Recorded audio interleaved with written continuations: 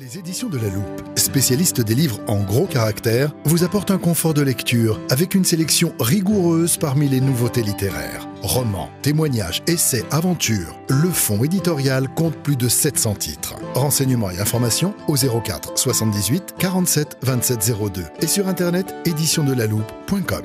Les éditions de la Loupe vous proposent l'émission Nous avons lu pour vous. Alors bonjour et bienvenue à l'émission Nous avons lu pour vous. Aujourd'hui au programme, 2 livres. Un livre d'histoire, Le roi et l'arlequin, Louis XIV, Molière et le théâtre du pouvoir, aux éditions Artege, de Laurent Dandrieux, et Paysans de Dieu, aux éditions Albin Michel, du frère François Cassagenat Trévedi. Alors, je commence avec ce deuxième livre qu'on pourrait classer dans la catégorie du journal. L'auteur, il est assez connu, mais pour les auditeurs qui n'en auraient jamais entendu parler, c'est un brillant intellectuel né en 1959, normalien, docteur en théologie, spécialiste de la tradition liturgique, traducteur de Virgile et des pères de l'Église syriaque, écrivain et poète. Il est l'auteur de nombreux ouvrages publiés comme celui-ci chez Albin Michel, dont les plus récents sont Propos d'altitude, Sermons aux oiseaux. C'est aussi un musicien inconditionnel du chant grégorien. Il a été longtemps chef de chœur dans sa communauté. Moine bénédictin de la congrégation de Solesmes depuis 40 ans, après avoir vécu successivement dans les abbayes de Notre-Dame de Randol, près de Clermont-Ferrand, puis Ligouget, près de Poitiers. En accord avec ses supérieurs, car il est toujours canoniquement rattaché à sa congrégation, il vit désormais seul sa vie bénédictine dans le Cantal. Il est toujours moine, plus que jamais moine, mais moine autrement, et c'est ce que le lecteur découvre dans ce livre. Alors le livre est dédié à mes amis paysans de la Haute et Basse Auvergne. Ce livre embarque le lecteur sur les hauts plateaux du Cantal, le plateau du Césalier, dans le village de Sainte-Anastasie, qui signifie résurrection, un lieu tout indiqué pour vivre une expérience qui a quelque chose de l'ordre d'une renaissance. Il y a entre l'auteur et l'Auvergne, qui n'est pas sa terre natale mais une terre d'élection, une sorte d'amour mystique. Un pays, dit-il, assorti à mon cœur, une terre bénie. Pas un paradis artificiel, une terre bien réelle, magnifique et austère, où le climat est rude et la vie dure. Alors, ces livres est un journal de bord écrit sur près d'une année, commencé en février 2023. Il s'achève le soir de Noël par une méditation sur l'incarnation, qui est la thématique qui sous-tend tout le livre. Dans ce récit, l'hiver a la part belle. C'est la saison préférée de l'auteur pour son austérité. Alors c'est un journal d'un genre un peu singulier, rythmé autant par les travaux et les jours des paysans du plateau du Césalier que par la succession des fêtes de l'année liturgique. Au fil des pages, le lecteur comprend qu'il y a ici adéquation, sinon équivalence, entre le temps ordinaire des tâches les plus humbles soumises aux aléas des saisons et des bêtes, et le temps liturgique qui élève l'âme par ses rites et ses chants. L'étable apparaît presque aussi sacrée que l'Église. Alors le livre commence par ces mots, la page est tournée. Tout ce qui précède n'était sans doute que préface.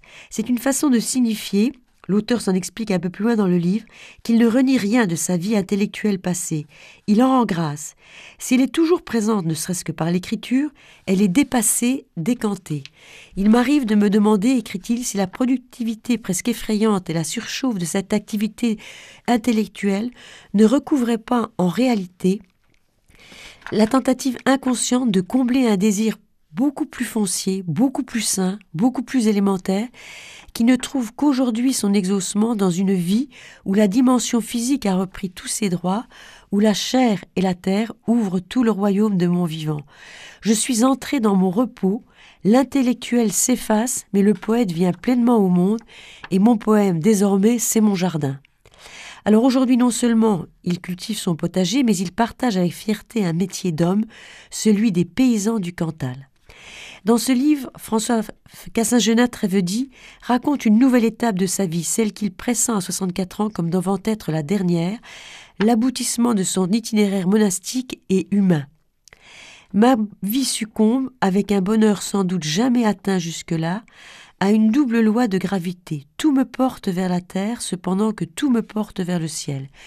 Je vis des expériences évangéliques d'une profondeur jamais atteinte. Il décrit une expérience d'enfouissement ou d'ensevelissement volontaire de son vivant, pour donner la vie, une vie riche de relations végétales, animales, humaines, pour être tout simplement présence de Dieu parmi les paysans du Cantal dont il partage complètement la vie et le dur labeur. J'ai une vie sociale comme jamais je n'en ai eu. J'ai trouvé ma communauté, je les aime profondément. C'est le tissu amical, social que je tisse jour après jour grâce au talisman du travail, dans une humanité sans prestige qui a gardé le sens du mystère et des rites. En plus de la vie monastique à laquelle il reste très fidèle, récitation quotidienne de la règle de Saint-Benoît, célébration de l'Eucharistie dans son oratoire, liturgie des heures, il a une expérience pastorale en tant que prêtre coopérateur de la paroisse de Murat. Tous les dimanches, il célèbre dans l'un des 4 clochers qui la composent. Il baptise, marie, porte la communion, initie au chant grégorien. Ce livre est comme une grande célébration du temps, du quotidien, du travail, de la terre, des bêtes et des êtres, en bref, de toute la vie dans toutes ses composantes. Il s'en dégage une impression de simplicité, d'harmonie, de paix. Chaque jour, dit-il, il y a des choses à faire, des choses quotidiennes, des choses de la terre, des choses qui avancent à quelque chose. L'idée de les accomplir réveille avec netteté. Le matin, et la satisfaction de les avoir accomplis le soir met une bénédiction sur le sommeil. Le bonheur de l'homme est dans l'avancement qu'il procure par son travail, comme celui qu'il observe dans la nature autour de lui. Alors, ce livre est d'une écriture poétique, magnifique, et il a un autre mérite, il fait la promotion du monde rural, aujourd'hui éprouvé, déprécié, et il contribue à la réhabilitation du nom de paysan, celui qui habite un pays et le cultive en amoureux. Alors donc un livre dont je recommande la lecture. Je voudrais aussi, alors qu'on enregistre le premier jour du carême, recommander la lecture du livre de Clément Binachon, un jeune dominicain de la province de Toulouse, natif de Nantes. Alors ce livre s'intitule « L'entraînement et la grâce, spiritualité de l'effort et du carême ».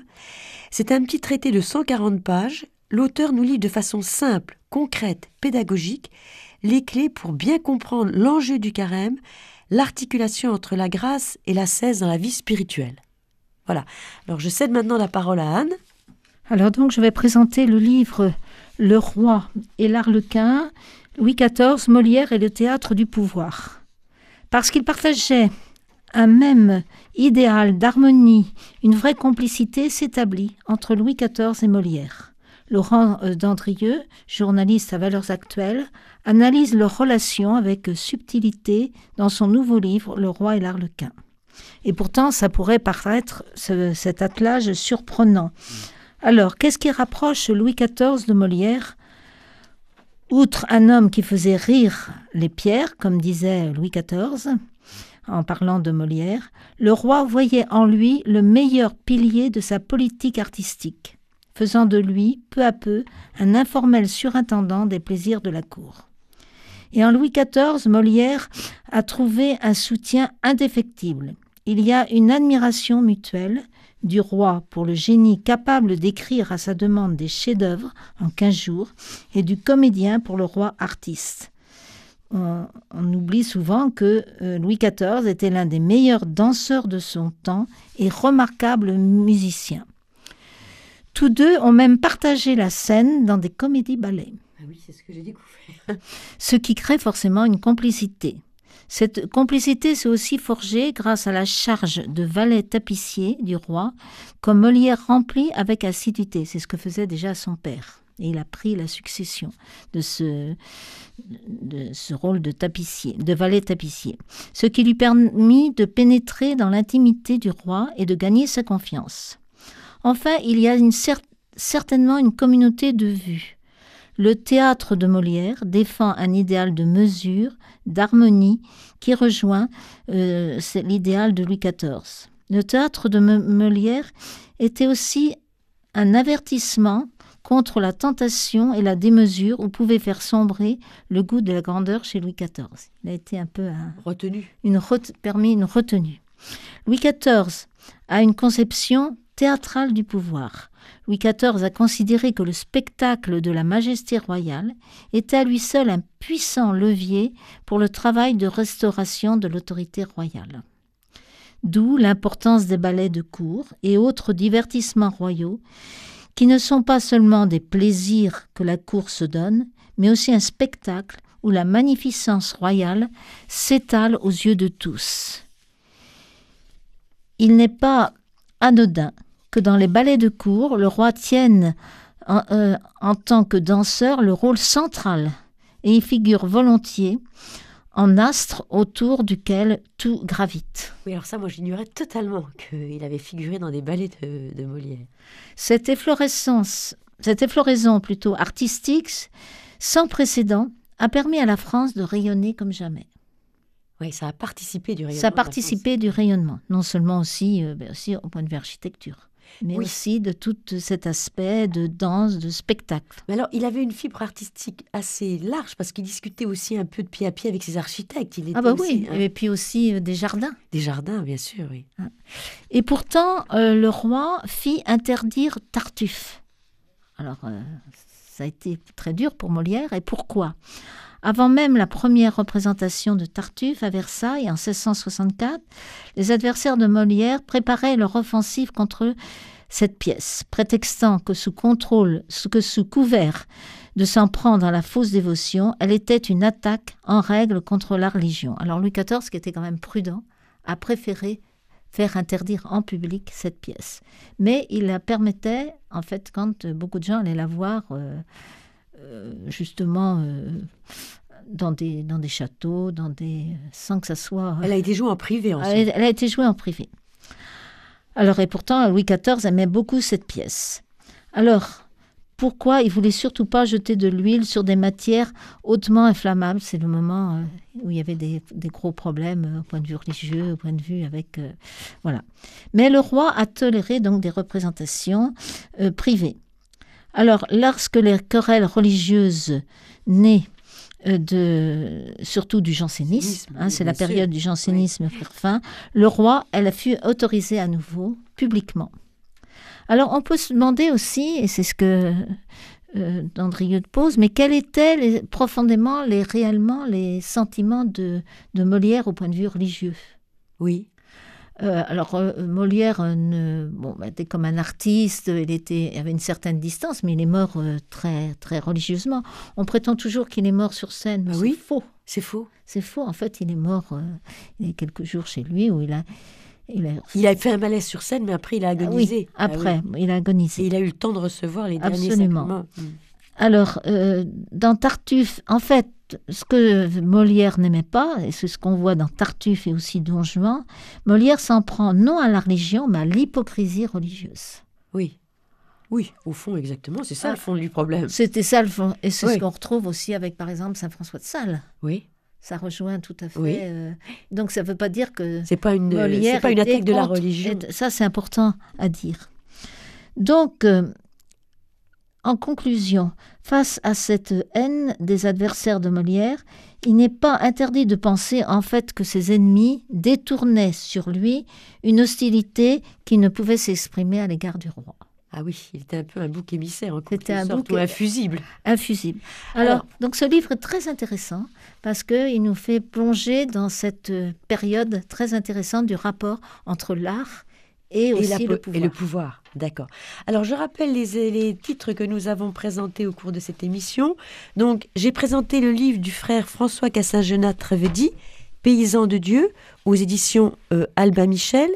J'ai également recommandé la lecture du livre de Clément Binachon, jeune dominicain de la province de Toulouse, L'entraînement et la grâce, spiritualité de l'effort et du carême, aux éditions du Cerf.